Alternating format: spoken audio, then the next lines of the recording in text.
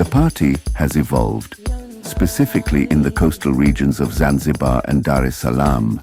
It's not about turning up anymore, it's about tuning in. And the soundtrack of this shift? Afrohouse.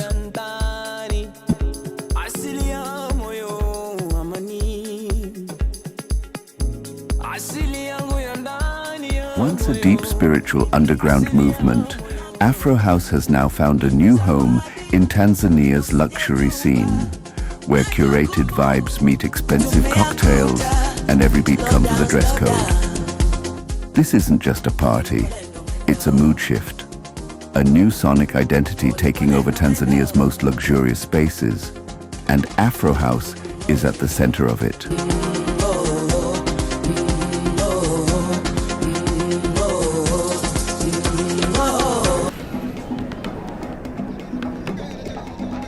Afrohouse, once deep in the underground, has now ascended to the penthouse, to the background ambience of boutique hotels and headline genre of music festivals like Soundscape.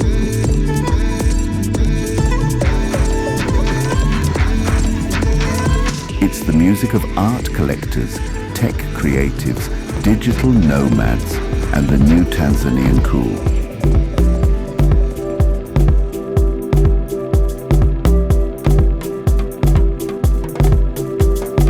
This movement isn't faceless. There's a new generation of sound makers pushing Afrohouse into the spotlight and onto the VIP Before, list. I used to listen to house music, just the beat, it's a dancing beat.